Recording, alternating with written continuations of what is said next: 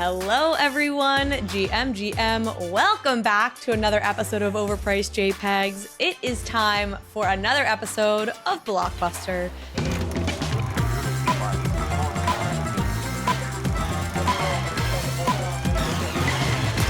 And now, on with the show. So joining me, as always, is the one and only John Rogers, former Disney exec. John, so good to have you back. It's good to be back, Carly. GM, everyone listening. And I guess before we get into it, we're talking to Carly pre-marriage, but by the time you listen to this podcast, Carly will be married. So congratulations, an old maid, Carly. Whatever we call it. Thank you. Yeah, it's pure chaos. For folks, I am recording 3 podcasts in the next 12 hours, and then I am leaving for my wedding. And of course, that is also the time that my entire studio setup has decided to completely break. So I'm recording on a different mic than my usual mic. I'm recording, the camera situation is different. So anyway, if any of this is lower quality than usual, I so apologize. I can hear my computer overheating, and that the mic's probably picking that up. So anyway, we're so sorry if this is not the optimum experience that we like to give you, but we appreciate you putting up with it while I am saying I do. But with all that said, we have a great episode for you today. We are going to talk about the shakeup at Cool Cats. Steven Teglis, CEO of Cool Cats, who I interviewed not too long ago, has stepped down. Klon is stepping up as the new leader, chief executive of Cool Cats. We have RECUR announcing that they are shutting down after they raised $55 million. So we're going to talk about that. What does it mean? Nifty's also a similar platform that has shuttered its doors. What does all this say? What does this mean for studios? I want to talk to you about that, John. What do you think the studios are doing right now? I think there's some updates on the Warner Brothers side that are worth talking about.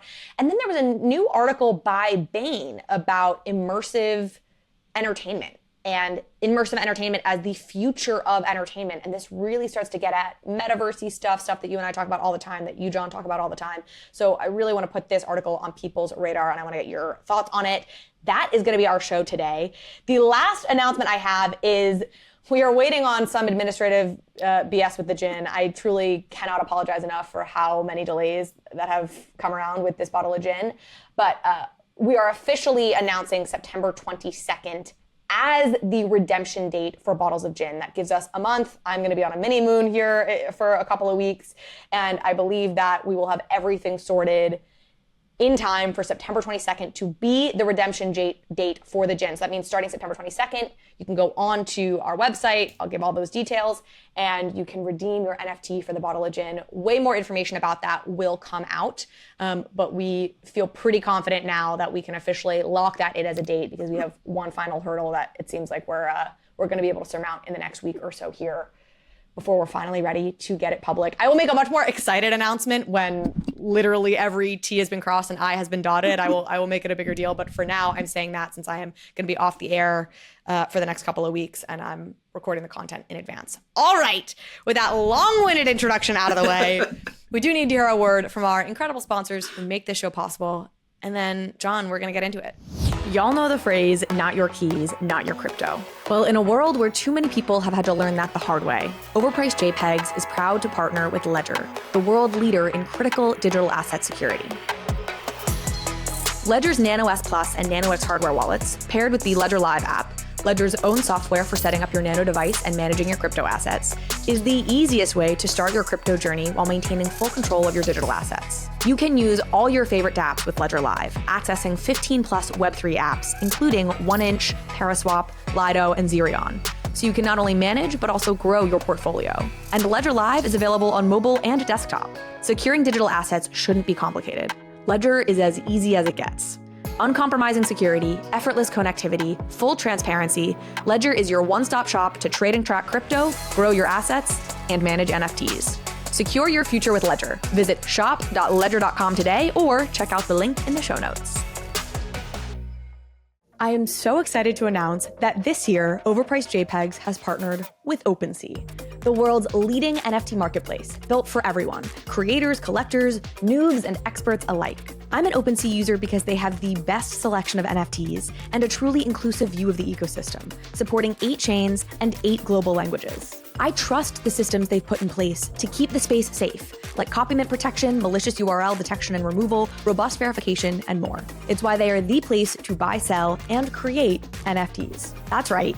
You know OpenSea, you use OpenSea, but did you know that OpenSea now has drops? New exclusive projects launch every week from top projects and creators, and you can check them out now using the link in the show notes. They also recently introduced self-serve drops, which is in beta, and allows creators to launch their projects right on OpenSea. This drops product gives creators access to tools like rich storytelling drop pages, multi-chain support, and drop mechanic customization. The full launch for self-serve drops is coming this spring. So check out the upcoming drops on OpenSea right now using the link in the show notes and own what moves you. You'll also be supporting the show in the process. All right, John, let's start with the Cool Cats Shakeup. We covered Cool Cats pretty extensively in the last Blockbuster episode because we recorded it shortly before I interviewed Stephen Teglis and Klon for our live Overpriced JPEGs episode. And I'm a Stephen fan. I know you've worked with him historically. You liked Stephen. I think he's a good guy. And I was really surprised to see this news that he is stepping down. Yeah, I listened to the interview, of course, that you did at the happy hour, Overpriced JPEGs happy hour, and there was something about the conversation that just seemed a little bit off to me, and I don't know what it was. I think I even told you that separately on a text message, and it wasn't necessarily how you interviewed him and the team. It was just the answers. Just there seemed something a little bit not quite right. And so when I heard this news last Friday, this was August 18th when this was announced, I just wasn't surprised. I just felt like something seems that there was something unsaid. Let's put it that way. It was that when you said off, you felt like there was something that was being hidden. What was it that you felt? Because naive old me, I didn't feel a damn thing. I had no idea when I interviewed them that anything like this was percolating. It's just I think when you're working for a project, when you're representing that project, especially as the CEO, like you're expecting someone to be the ultimate rah-rah cheerleader. And I just got, and maybe Steven's just a little bit more reserved than most. I did work with him at Disney, but not closely, so I don't know him that well. And it's been some years. But I just felt there was a little bit of reservation in the conversation from Steven that made me think that there was something that they were holding back, and perhaps it was that he knew or it was expecting that transition was going to be happening. Because what was also announced and this is now coming back 2 days after that. So say Monday of this week, that'd be around August 22nd, August 21, that he was taking a new position at a company called Hybrid Apparel. If you've never heard of Hybrid Apparel, and there's really no reason for most people have ever heard of them. They are a big licensing company around, say, softline, so T-shirts and things like that takes brands and puts them into physical retail environments. So they'll work with either licensees who have like a Disney Mickey Mouse license to help them get their product developed and into stores, or they will also do the licensing directly. So he's taking a position as president of that company. And so maybe that was already underway. Probably would have had to have been at that level of a position. And that's a big company. Yeah. My sense, having spoken to various folks who are sort of around all of this, is this is not a sign that Steven is not enthusiastic about NFTs or is like bearish on the concept of NFTs. I don't get that sense, even having spoken with him, like any reservations. I don't think that folks should read this as a commentary on this technology. I think it's obviously a very tricky time to be in this market. I think, Steven had emphasized to me in the interview I did with him, but then like even behind the scenes in a way that I'm thinking back on, just like the need for patience in this industry, because you can't just keep going back to the well and like selling more NFT collections. You can't just keep extracting value from the holders. And it takes a long time to build a brand and to really build up a brand that can be monetized in a way that isn't extractive. And so I sense maybe there was something with just like timeline that was tricky here to navigate, of like, okay, this is going to be a much longer haul than, I don't know, than investors or even Steven or whoever anticipated. And I think it's a bummer because they had spent a long time trying to find a CEO. I mean, they hired a pretty big headhunting firm to try and do it, and Spencer Stewart, the biggest. Yeah. So it's always kind of a bummer. And the most expensive, right? Yeah. That is not a cheap hire. Yeah.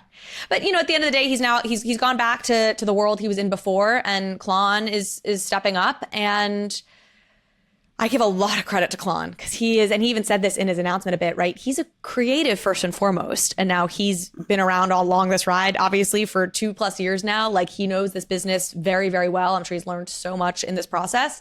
But I don't think he ever expected himself to be in the position of having to like run this company with, investors like Futureverse and Animoca and, these big players. My experience is most artists and creators do not want to take meetings to discuss things like payroll and office space or lack thereof in kind of our world, or logistics of shipment, the global shipping industry for shipping goods around. Those are usually things that artists don't want to get involved in. So yeah, kudos to Klon for wanting to step into that. Yeah. Well, speaking of Stephen Teglis, he was president of RECUR for a period of time. And I think this is really the main story I want to chat with you about, is this news that RECUR is closing its doors. And I tend to be somebody who receives news fairly neutrally. Like, when I hear things, I like try and take a beat. And I was really frustrated by this. And what was coming up for me was this company raised $55 million. It was valued at $333 million. And like, you're shutting down after 2 years? Like, is it even 2 years? I mean, I feel like they just launched. Like, you don't really know what happens behind closed doors. So I think I always want to be mindful about not being too judgmental. But like, you burned through $27 million a year. Like, how? That just feels so wildly irresponsible to me. But let's really get into this story, and let me level set it by saying this, right? So folks are probably familiar, but RECUR is a platform that launched to much fanfare. They had a big partnership with Paramount for one, but a couple other companies. And they sold these RECUR passes. So they sold 70,000 RECUR passes. They did an open edition mint. I think that's the other thing, is they made so much money selling these passes as well, aside from the money they even, formally raised from VCs and from, we should say, high profile VCs. Dropping my mic. Carly is so passionate about this topic. She's I'm dropping my mic. But let me just quickly finish this like level setting for folks, and then I want you to chime in. So they sold, I think it was something like 70,000 of these passes because they launched in pretty hypey height times. And the premise was always that they had these amazing IP partnerships. Nickelodeon, Star Trek was another one of their partnerships, Hello Kitty. They had like huge IP names signed on, and they were going to be doing these drops with these big powerhouse IPs. And if you had the RECUR pass, you would have you would have sort of inside access to these drops that they were going to be doing with these major IPs. And if you can think back to just how hypey all of this was in 2021, that was a huge value proposition. So I believe their first drop was actually something called like NFTU. It was like a college basketball thing. College sports that launched at the end of 2021. And, from the jump, there were all sorts of issues, and pass holders were pretty unhappy. And so maybe we'll get into the full history here in a minute. But let me just pause there and say, so that's overview context on what RECUR was. And they delivered in the sense that they did have these big time partnerships. And now they are announcing they're closing their doors after raising $55 million and many other millions more selling NFTs. And they have literally just burned through $30 million a year. And I'm like, I feel a certain way about it. John, I'll pause and let you speak. Well, where do you begin, right? So first of all, that's the number, right? 55 million, 333 million valuation. The number really is, if you include what they raised in funding plus the first RECUR pass, they're really over 74 million-ish range. Oh my God. So where did 74 million go? Now, what we don't know is how much of that is left as of August 18th, the day they announced that they're shutting down. True. How much are they returning to investors? Certainly not returning anything to invest to the pass holders. Yep. Because they shut those projects down a few months ago, and the Discord shut down more than a month ago. So people can't even talk about it. That's a shady element right there. You shut down your Discord so people can't talk about this. And let's pause on that for a moment, because this is actually fairly in keeping with RECUR all through the life cycle of their their company. Like, they have always been not transparent. And this was a criticism for a long time by pass holders who would ask harder questions or really push the team in Discord and would get these very generic answers. I mean, Zach Brush and the other co-founder themselves were basically never in Discord. They had these community managers, and it felt very clear that the community managers all along the way were given canned responses that they were supposed to give anytime particular criticisms came up, and they couldn't deviate from that. And so it always felt like it was sort of against the Web3 ethos, and that you never really had transparency from this team. So frankly, I'm not surprised that they shut this Discord down a month ago. It feels so in keeping with how they have managed this from day one. I watched the Star Trek Discord particularly closely. One of my best friends is a producer on the Star Trek movies, past and current at Paramount, and he's not really into Web3, but he kind of asked me to follow along in the Discord just to kind of report back to him what was happening, because they, on the producing side of the movies, were really unhappy with how things were handled. But that's a whole other part of the conversation. But being a lurker in that Discord, one of the things I noticed is that there were a number of people who had a daily countdown of it's been 82 days and we haven't got an answer to this question. It's been 83 days. We haven't, and this person made a point of every single day of posting, hey, here's some of the questions we have. And there are people saying, I put 20,000 in, I put 10,000 in, I put $5,000 in, and I haven't got an answer to a question about what's happening. And the project just never responded. But they let them post, but they never responded. So the way they treated the Discords and that they engaged the community was way wrong. And we don't know what happened internally at RECUR among the senior leadership team. We do know that Stephen Teglis left over a year ago. We know that Chris Heatherly, who is another Disney alum, someone I know quite well and better than Stephen, left not long after Stephen did. And I really wish they didn't have NDAs, because both have sort of hinted at there's a lot that they would like to say if they could, but they're kind of handcuffed in terms of what they say about what happened inside there. But something clearly malfunctioned in a horrible way. And whatever controls investors and VCs, whoever was investing money in the company, should put in place, did not put in place. The other thing we should talk about is, because this has been hitting crypto Twitter all weekend, is Gary Vaynerchuk was the lead investor in RECUR, and was a promoter of the project. Yes. So this is exactly what I wanted to talk about too, John, was to talk about the investors, because it is some high profile folks. You're mentioning Gary Vaynerchuk. Keep going with what you wanted to say on the Gary front. Yeah, well, just, Gary was, according to Crunchbase, the lead investor in RECUR. Not the biggest, but the lead. And that's certainly a very important position. And he was a promoter of RECUR when they launched. And so one of the consequences of this announcement of RECUR shutting down has been Gary's reputation is, the way I put it, is taking a beating and a savaging over the weekend, that people are reaching out to him directly on Twitter saying, you owe us an answer. What happened here? Why did you promote this when it didn't have the right leadership and the right controls? And as far as I have seen, Vayner hasn't said anything. Gary was involved in another project. Gosh, and you and I were talking about this, John, and I can't remember what it was that recently announced it was sort of shutting down. It wasn't a company, it was more like some sort of DAO, something or other, and they're kind of shutting down as well. So yeah, not a great time for Gary. Just to mention, the other investors in RECUR you've got Gemini here, you've got Divergence Ventures, Jason Derulo. That's right. There were like all these, it's just so classic bull market bullshit. You had all these, you had celebrity names attached to this platform. And you're right. I so appreciate you coming in with being the grown up in the room, being like, they might be returning money to investors. We do not actually know that they spent through $75 million over the last 2 years. They may just be realizing that this isn't working.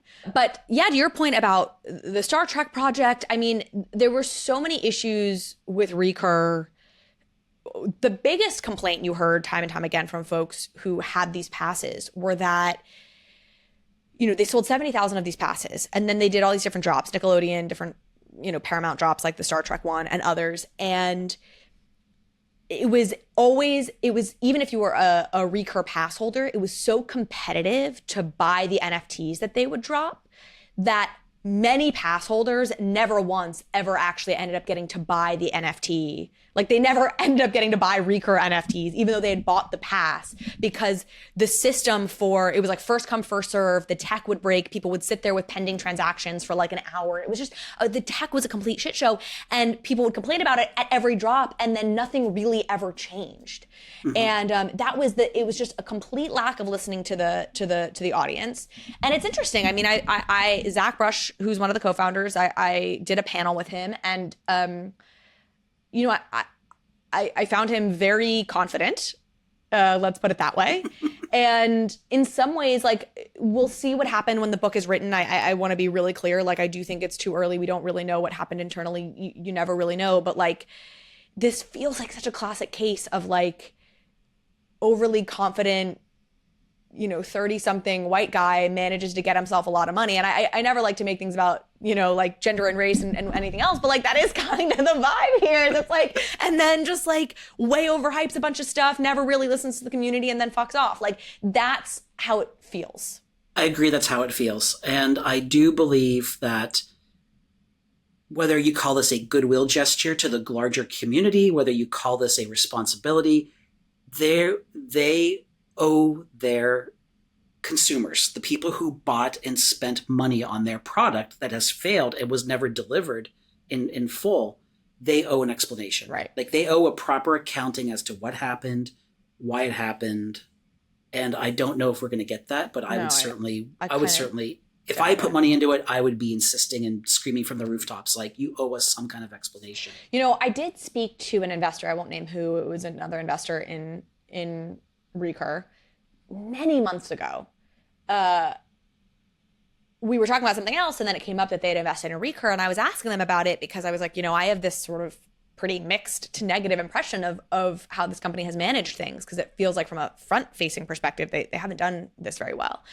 And the investor was like, oh, no, like they're totally pivoting, and they're working on all this tech on the back end, and they've got, a really interesting technology stack that they're working on, and they're really moving away from being like a steward of IP to this more back end tech, whatever. And, I took that for what it was. I was like, all right, I guess that's what they're doing. I was even disappointed in that moment, because I felt like, okay, well, you're pivoting, but again, it sounds like the pivot you're making is to become less front facing, but you've got this, 70,000, not individual people, but you've got X number of people holding 70,000 passes. Like, what are you going to do for those folks? And look, like, it's a tricky thing. And John, you and I talk about this, because I think there were people in the RECUR Discord some number of months ago being like, I need my money back. Like, I need whatever, I'm late on my mortgage payments, or, being like, you need to give me my money back. And obviously, like, that's uncomfortable too, because look, like, at the end of the day, don't play with more than you can afford to lose. Like, there is some level of personal responsibility where if you overextended yourself in NFTs, I have a lot of empathy for you, and that hurts, but also you got to take accountability, and like, you did that, Right. And I don't think RECUR, you have no legal recourse, right? You weren't officially an investor. Like, you have no ownership stake over this company. Like, RECUR doesn't technically owe you anything. But there's like a human decency piece here that feels like it's missing, where there's no accountability. There's no apology. I mean, my God, look at like Frank actually did deliver everything he said he's going to deliver. And he's still out there like apologizing, every 2 days, I feel like, because somebody's mad at him for something. And I think he's probably apologizing even more than he needs to, but I appreciate that he's at least taking so much accountability. And with these guys, it's just been, it's been never accountability, never, like, there's just absolutely nothing that you ever seem to get that is like, oh yeah, maybe we could be doing this better or that better, or we're messing up and we're so sorry. Well, let's say hypothetically there was some money left. Let's say 20 million is left over, right? They realize it's not going to work. They pulled the plug. They said, okay, we're going to shut it down with 20 million left over. And I guess hypothetically, where are those funds going? Should they go to the investors, or should they go to the consumers? And I would argue in this case, they should go to the consumers, because they never delivered in full what they had promised. It's like saying you're going to buy a car, but you don't get the wheels. But legally speaking, don't they, if they're going to shut down the company, they have to pay the investors back, right? Whatever's left. It depends on the deals. I can't say. But if you've sold someone a product and you haven't delivered the product, shouldn't you give them their money back if you have the ability to do so? Yeah. At least in part. Ooh, my mic. Yeah, I think that's a really good point. Like, you know, again, we don't know the parameters of their deal, and I'm, you know, whatever. My sense is they'd rather keep their rich benefactors happy than the Discord community. But like, in terms of what feels honorable, I think you're right. Like, look, this company has failed. So if you invested in this company, you lost your money because the company failed, right? But the consumers who were promised a certain set of products, like, return them something since you delivered defunct products. Or like, you know, it's sort of what you're saying. Like, yeah, there's a logic to that for sure. And I think there's a real honor to that. You know, that's obviously not what's going to happen here, but.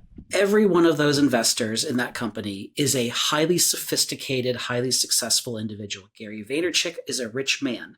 He knows what he was doing. He knows the risks he took. Steve Cohen is a Steve Cohen, that's who it is. That's like one of their big Steve Cohen's family fund. He's a multi-billionaire managing his own family office. Yeah, he doesn't need his $5 million back from RECUR. He owns the New York Mets. He spends more money on New York Mets payroll in an hour than he does on what he put into RECUR. So yeah, so I would say if there were funds left over, and I kind of doubt there is, but if there were funds left over, they should do something to try to help out their community that didn't get delivered a product. If there aren't funds left over, if you're telling me, and I get it, you're trying to build some fancy tech stack, the writing should have been on the wall so goddamn long before you got to the point where you burned through $75 million. Like, I just find it so... but we don't know. Maybe there's $50 million. Maybe they were actually very responsible with all the money, and they just saw the writing on the wall, and they're shutting it down, and they're returning all the money. And to your point, I would rather they give the money to the community, but they're not gonna, and who knows if that's written in their deal. And I want to talk big picture here about what this really means and what the takeaways are. And to do that, I want to tie this to the fact that you also have Nifty's, which was a very similar kind of platform. They didn't sell passes the way that RECUR did to a consumer base, but they also, I mean, they were affiliated, they were on the Palm network, the Palm blockchain. I mean, it's worth mentioning, Palm blockchain has merged with Candy Digital, another big Vaynerchuk investment. Mm-hmm. So there's been shifts there, and Nifty's, they had the Matrix. Did they have Batman, or was Batman also RECUR? Batman was Nifty's. But point being, and Palm blockchain was invested in by Warner Brothers. So a lot of Warner Brothers properties launched on the Nifty's marketplace. That's correct. The way I kind of think about it, or try to remember these relationships, is RECUR had a lot of Paramount properties, and Nifty's had a lot of Warner Brothers properties. Nifty's and RECUR are very similar companies. There are clearly some differences, but very similar. Nifty's also did a significant raise. They raised 10 million or so, not at RECUR levels, but still not a 2 million seed round either. Nifty's announced that they were shutting down on August 2nd, so 2 weeks before RECUR. So the timing is just, Nifty's is shutting down, 2 weeks later RECUR is shutting down, and it's a bloodbath out there. It's a bloodbath. Look, Nifty's didn't launch passes, and so there is a important distinction there in terms of the impact to the consumer, right? There weren't the same level of promises made to a consumer that were then not kept. Let me introduce you to a brand new company that I could not be more excited about, Web3 Sense. A Web3 analytics platform that combines on-chain data with social media insights to give you the deepest, most meaningful intelligence into any NFT community. I have tested other analytics platforms out there, but Web3 Sense has the most comprehensive capabilities I've seen in the NFT ecosystem. They apply sophisticated data science to wallet histories to determine behavioral patterns and help shape predictive analytics. In other words, they can tell you which Twitter accounts are actually the influencers in your space. And they can tell you what resonates most within a community by looking at what other communities token holders are involved in. The number of use cases here is virtually unlimited. So whether you're a trader, creator, institution, brand, agency, I promise Web3 Sense has data that you want to see, with the deep and actionable insights that you need to build, analyze, grow, start, whatever you want to do within the NFT space and in terms of building a business and a community. Now, they are still in very early days, so they're eager to connect with the community. So if you're interested in learning more about what Web3 Sense can do for you and your business, and you should be, go and fill out the very short form linked to in the show notes, and someone from their team will reach out with more information and an opportunity for a product demo. Trust me, you won't regret it. So let's talk about what are the takeaways. First of all, what does this say what are the learnings from this? And then, what are the consequences? Well, I'll start with this by talking about licensing show in 2021, maybe 2022. So licensing show, if you don't know, or sometimes called Licensing Expo is the official name, happens once a year in Vegas, usually in the April to May timeframe. It's the biggest licensing event in the world. And it is like everyone is there. And so for the first time ever, a Web3 project was at licensing show, and that was RECUR. They bought huge banners that took over the ceilings of the convention center in the Mirage Hotel, which is the biggest one there. That's where that 50 million went. But the banners, and this has been going around on Twitter, it had this image of Rugrats, not rug pulls. So imagine a wall-sized banner, Rugrats, not rug pulls. So now that image of those banners is coming back around of like, well, RECUR forever is not forever, and there were rug pulls. RECUR forever was like 2 years. 2 years. Yeah. So what are the ramifications? Well, the problem is that we can look at these and say these projects were flawed. They had the wrong leadership. They had the wrong business model. Clearly no product market fit. But what is the Hollywood community going to see? What are the big IP owners going to see in this? And they're going to see that they're only going to see the failure part. They're not going to see the context around it. And so my feeling is that these are going to do damage, that these will set back the big IP owners from wanting to pursue Web3 opportunities for some time. And so the takeaway is it's done damage.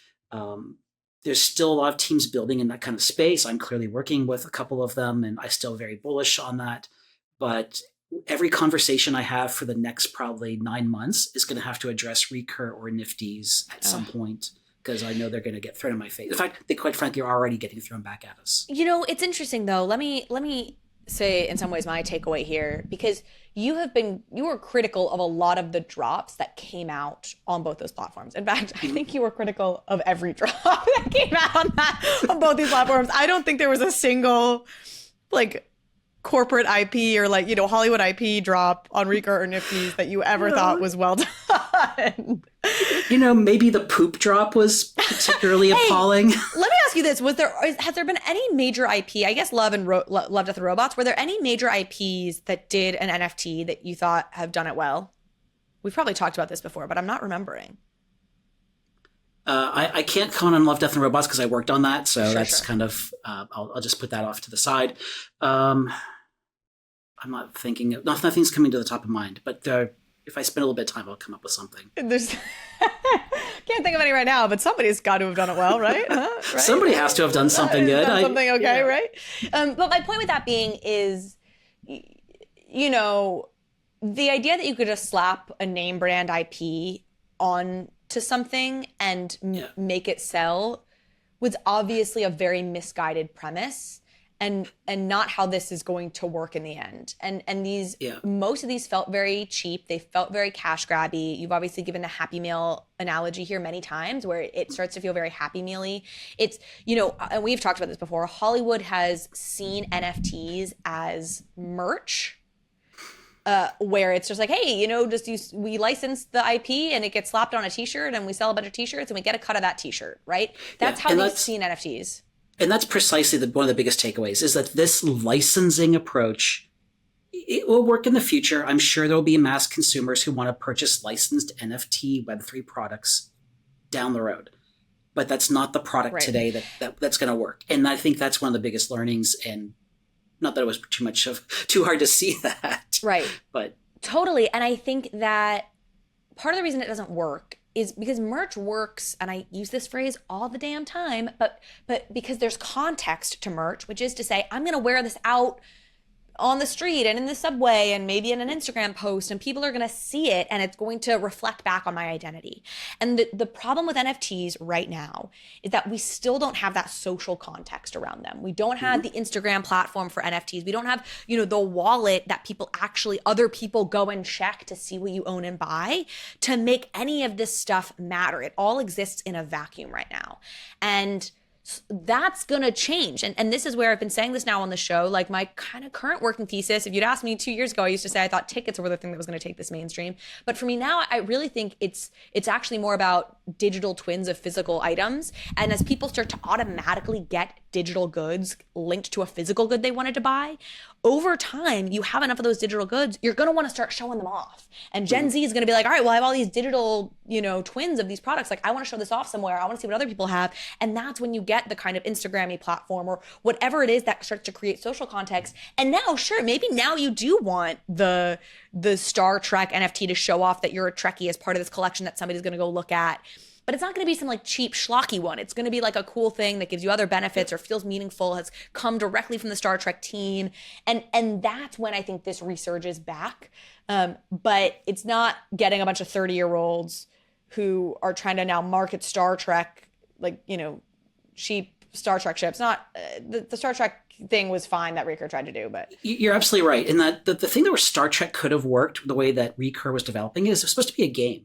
Right. That you go into this game environment and you can show off your NFT of your ship or whatever because you're in a game environment with other people participating. They just never got past the we're selling ship stage. The game never came. That happened. Yeah, they never made the game.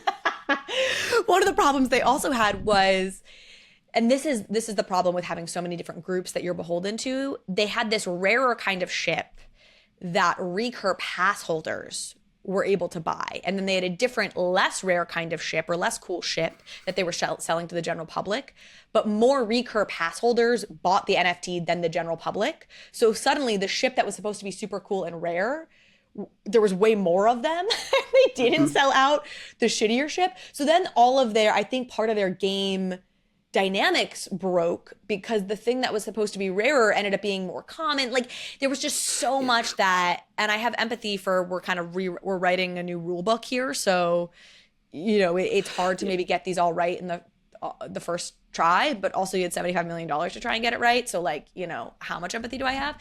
So anyway, there were so many issues with that Star Trek ship drop, but it could have been cool. And the ships, I think the design of the ships were fine or whatever. Yeah, the design were fine. They were true to the brand. Yes. The thing about the ships is that they were, if you have a hardcore Star Trek fan, and there's a lot of them out there, they're not necessarily Web3 degen types. They're or Web3. So that's an onboarding event for that fandom. The problem is that the ships that those fans wanted were not able to be acquired because the RECUR pass holders who weren't necessarily Star Trek fans got them. Yes. And so there was a mismatch of the cool ships that the fans wanted weren't available, and because the degens got them. Yes. And I will say the other problem is it was pretty clear that Paramount was leaving a lot of the marketing to RECUR. And I think this was maybe part of the value prop that RECUR was.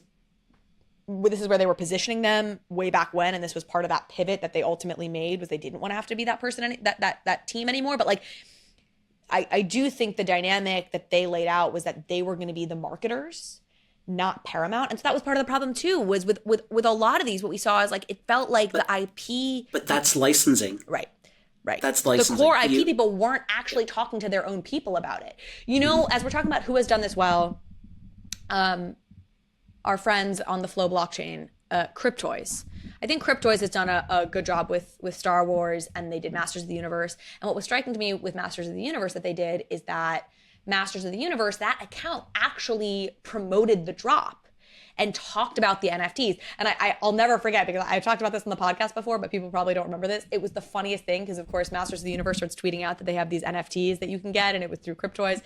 And you have all these people in the replies on Twitter, like pissed, and you had some dude post a screenshot of his returning the physical vinyl Masters of the Universe he had gotten because he was so mad that Masters of the Universe was getting involved in NFTs. And I'm like, this grown-ass man is so pissed about this this digital collectible that he is going to return his physical vinyl collectible because the digital version is so stupid. And by the way, the digital version did come with extra access stuff for Masters of the Universe. It wasn't even it was a pure collectible, but it just killed me. It was it's just so silly. Yeah, I'm glad you brought up Cryptoys. I should have thought of them immediately. They have done a very good job, particularly crafting partnerships with the Masters of the Universe Mattel. Yep. And then now with Star Wars and Lucasfilm Disney. And Disney with their current ongoing Star Wars series. So what they've done is they've crafted a slightly different kind of partnership, which is it's not just a pure licensing deal, that there is a little bit more of a support and engagement with the various studio or IP owners. Yeah. Yeah. And, we've talked about them before. What I like about them is they have a clear hook to what they're doing. They're a little bit more in like the Funko Pop world to me, in the sense that there's a reason to be for them, right? They have a particular look. They're going for that unboxing experience. They're really targeting families. They're building their own set of context around the digital collectible. You unbox it, you can then play games with it. They're building a story universe. Like there's a reason to be there. I think the thing that you and I both struggled with RECUR and with Nifty's is it never felt like there was a reason to be. It felt like the reason to be quite literally was just, this is cool IP and there's money to be made, whereas with Cryptoys, it feels like there's purpose. Well, they've mimicked what Cryptoys has done well is they've recreated the real world experience of buying a toy, like an LOL surprise doll specifically. But yeah, exactly. You go buy. It's a blind box format, so you don't know what's inside. There's just it could be rare, it could be not so rare. You go through the experience of opening it. You find out what it is, but then do you open up the package and play with it, or do you keep it pristine in the package and not play with it? And so they've done. I love that they've kind of recreated that on the real world mechanic into the online mechanic. Totally. So let's talk about what this means for studios. And I think Warner Brothers, who we mentioned was very closely associated with Nifty's, even to the extent that they were, if not investors in Nifty's, they were investors in the Palm blockchain, which was the blockchain for Nifty's, but they may have been investors in Nifty's itself. They, I know, are making some changes in terms of how it seems like they're approaching Web3 from here on out. Would love to hear you explain that to us and get your thoughts on what's going on. Yeah. So before we talk specifically about Warner Bros., just give a kind of an overlay of kind of the studio environment. No change at Disney currently. They're still, they shut down that department, which was going down the wrong road. From what I'm still hearing from all of the studios besides Disney is they're all still looking at the space. They're all still interested. They understand that even though there's kinds of things like RECUR and Nifty's that have happened, that there's still tremendous opportunities and lots of different areas around blockchain, and they are all still kind of engaged. They're just kind of building in private right now. The one that I'm most excited about currently is Warner Brothers because of what you were just kind of setting up, and that's Warner Brothers has done a couple things. They've acknowledged that what they've done to date hasn't worked. They know they have to change. They're not going to just walk away from the space and shut down a team and say, that's it, we're done. That they're going to create a program, which I think they're calling it the Collider program, or Collider on the Lot is the name of the program. It's a partnership with a VC firm called Acme International. I think that's just a coincidence that they're using the word Acme, which is a very Warner Brothers comic name if you watch a lot of Warner Brothers comics. But it's a VC firm that they're partnering with to create basically an accelerator program on the Warner Brothers lot. They're inviting a small group of companies. The application process is now over, so we're waiting to hear who's been invited. But they'll be announcing very soon in the next couple, maybe week or two, who's been invited to this accelerator program. And they're going to bring in these companies to sit down with a cross-section of senior executives across the entire Warner Discovery system to talk about opportunities to develop blockchain-based solutions and applications. So not just licensing of NFTs, but like say a licensing solution for B2B business deals, everything's on the table from what I understand. The other thing that what I've kind of gotten some inside information on is that this has the ear of Zaslav directly, the CEO of Warner Brothers Discovery, who's CEO. And just for people to understand, Warner Brothers Discovery, massive company. You had Warner Brothers spun off from AT&T, then merged with Discovery. Within them is it's obviously everything Warner Brothers, the movies, the comics, HBO, but it's CNN, it's Discovery Plus. It's a huge empire. So Zaslav is sitting atop all of that. He's Iger's peer. Yeah, what Bob Iger is to Disney, Zaslav is to Warner Brothers Discovery. There's no one higher. Let's put it that way. And so I think that's a great sign that whatever this program is and how they're going to build it is going to have direct interaction with Zaslav and his senior direct reports. Another thing I really love about it is we talked about architectural innovation quite a bit, that studios will have to fundamentally reorganize to take advantage of these technologies. Now, it's not going to happen as like one night flip the switch and a big reorg occurs. It's going to happen in phases. And so what I look at this as the next step towards that event beginning. And so I kind of see this as the beginning of the architectural innovation occurring. And At Warner Brothers. At Warner Brothers. And it's, for me, I feel like it's going to come from the weaker studios to the stronger. So Warner Brothers is obviously in a challenged position with a big acquisition and AT&T's legacy of mismanagement. So it's not a surprise that it's going to start maybe at Warner's. It'll probably come last to Disney, which is going to be to their fault. And it's such a shame because Disney in some ways has the best IP for it. We've talked about obviously with their parks, like the way it could be integrated with parks, the way they could even set it up and think about it like they think about parks. It's just a shame that Disney is not leading this more. Yeah, my belief is that and this isn't because I come from Disney, it's just that when I look at the world of companies out there across all industries, my belief is that no company has the opportunity with blockchain that Disney does. Like, they have the most to gain. And it's a shame that what happened with the Chapek changeover and back to Iger 2.0, that team was shut down, even though they were going in the wrong direction. It just feels like it lost any kind of momentum. Right.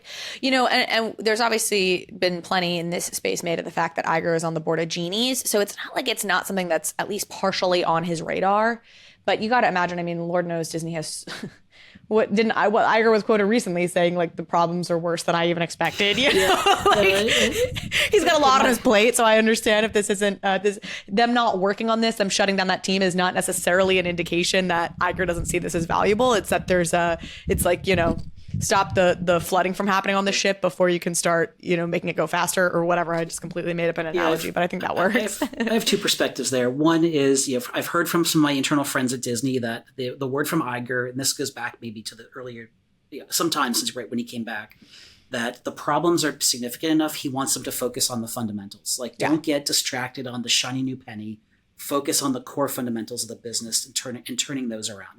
And I very much appreciate that they stay committed to the basics. Lord knows I'm not going to sit here and tell Iger that he's running Disney wrong. The problem I see, and what I'm seeing right now on the ground there, is that is being taken and interpreted to an extreme where there's just no openness or interest in hearing about new opportunities, even if their competitors are embracing them. And so the way I would interpret that is, even if you're not going to move ahead on a project with, like, say, a new technology or a new vendor, if you find out that Warner Brothers and Paramount and Sony are all working on that, from a competitive intelligence standpoint, shouldn't you at least take the meeting?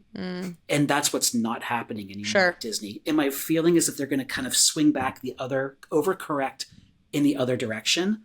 And that they'll come out of this morass. It's a monster. It's an amazing company. They will turn it around. I have no doubt.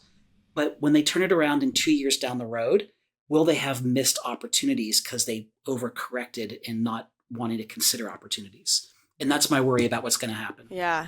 As a Disney shareholder, I really hope, I don't know, I guess hope you're right that they turn it around in 2 years, and then hope you're wrong that they might be a little the longer, day on blockchain even faster than they, It might be a little longer. I was feeling so good during the pandemic. My Disney stock was like on fire. I was like, let's go, baby. And now here we are. Oh, well, you live and you learn. Well, this is actually a perfect segue to get into this new report out of Bain.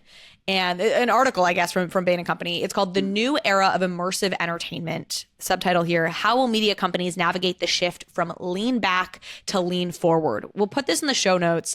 But this is a really interesting piece that speaks to so much of what you and I speak to and talk about on this program. And then, is something I hope Disney and other folks are reading as well, because it's really making the case for, as it says in the title, immersive entertainment. You would call it next gen storytelling. And I like this analogy they used of like lean forward versus lean back content. And what they really are describing here is content where the audience is engaging in some way. So they would consider social media immersive content, anything that's got strong user-generated content, like a platform, like a Roblox, for example, obviously a gaming platform, a building platform where you're, as a user, super involved, and then gaming as a category also being a big one. And I think the stat they threw out is that they think it could grow, let's see, I've got it here. It could grow U.S. media revenues by as much as 20% by 2030. So revenue streams from immersive platforms could grow U.S. media revenues by as much as 20% by 2030. what were your big takeaways from this piece? Yeah, a couple. First of all, I was surprised that the piece came from any of the strategy consulting firms. Right now. Yeah, right now. Yeah. But the one thing that, obviously we talk about McKinsey being the angels of death. We've joked about that in the past. But yeah. The one thing I will give the strategy firms credit for is that they tend to look at business challenges dispassionately. And so I'm glad that they're looking at this space and looking at it from a NFTs are horrible perspective, Web3 sucks perspective. It's just a dispassionate, what does this technology offer in established industry? So I appreciate that they did that. But I was, great timing on the article, that it just seems to be coming at a moment when we need to talk about what is this next evolution of Web3 enabled entertainment. Certainly we've talked about, at the guys at Feature and what they're building around next generation storytelling quite a bit. And, but what does this next era of look like? It's not going to be funny monkey JPEGs. It's going to be enabled experiences. So your what you might think is film or multimedia content, transmedia content, but enabled and supported in new novel ways where blockchain and Web3 and NFTs is an underlying support layer that the consumer may not even know is ever even there. And what they're arguing in this article is that very thing. Yes. Well, and I think what's interesting is they don't ever use the word NFT. At least I didn't clock it. I don't think. They intentionally avoided it. It feels very intentional, because what they do talk about is essentially in-app, in-experience purchases. As when they talk about that revenue growth and where those revenues might come from, the place that feels the most new, because they talk about advertising revenue, of course, and subscription revenue, but that's been around, right? That's not new. But the piece that feels the most new, and in-app purchases in gaming has obviously existed, but is really like when you're in an experience, making a purchase within an experience. And that's, of course, where the brain just goes immediately to NFTs. And again, there's context then that once again solves that context problem that I think is at the core of what's hurting NFTs right now. So let's talk about lean back and lean in entertainment. And this is their construct in the article. So lean back entertainment is, I'm going to go sit on my couch tonight and watch an episode of Stranger Things on Netflix.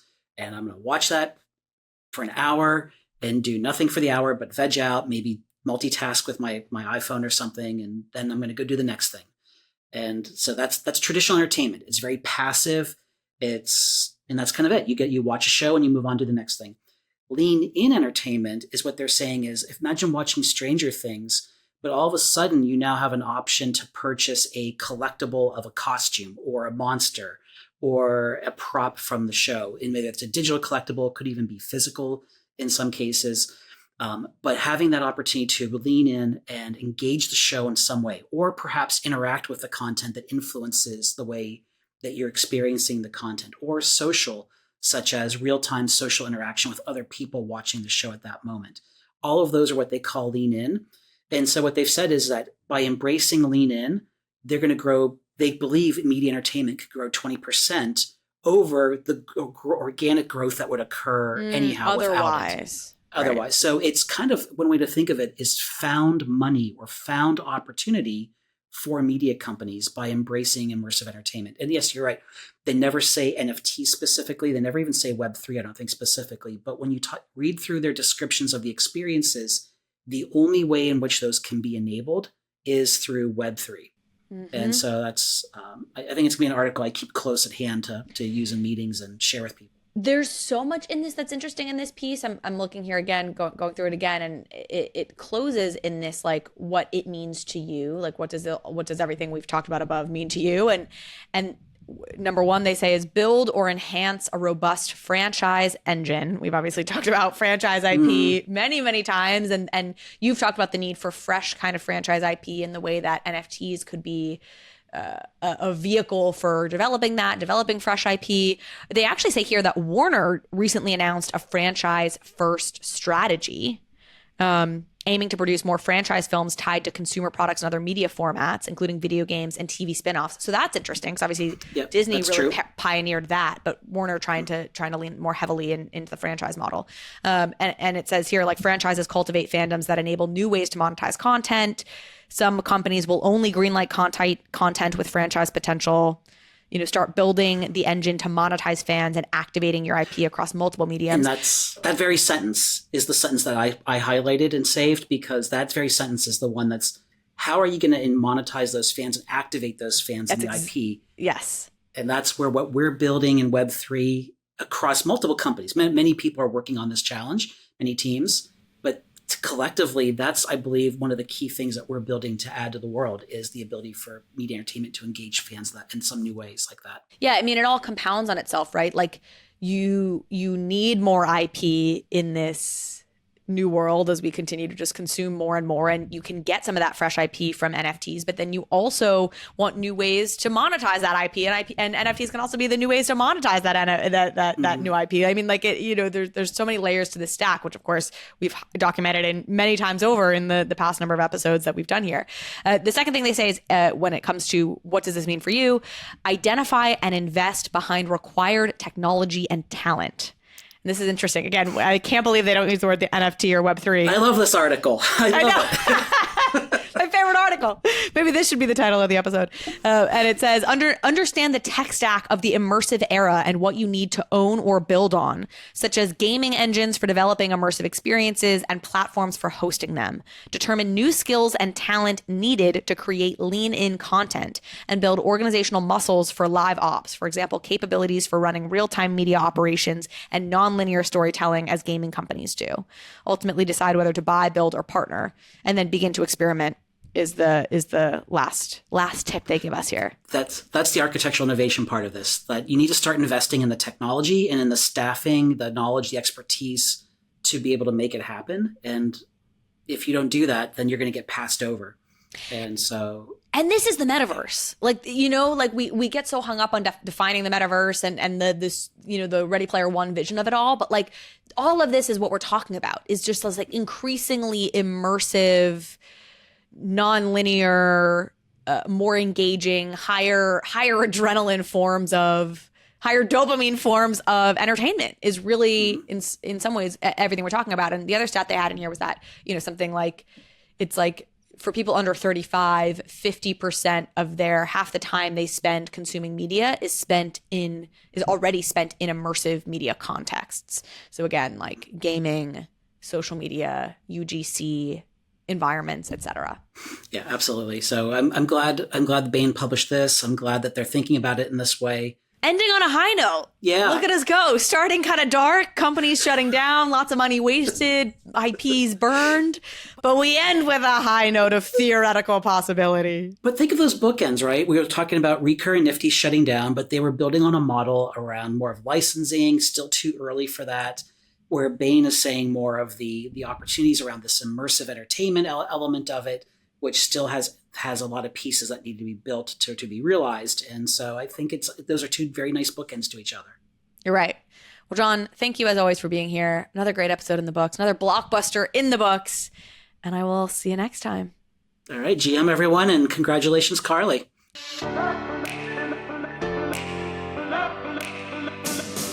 Thank you so much for watching this episode of Overpriced JPEGs. If you liked this conversation, if you liked this episode, please go ahead and hit subscribe. It helps me out, it helps the show out, and it means you will get alerts and updates when we post new content. Thanks again.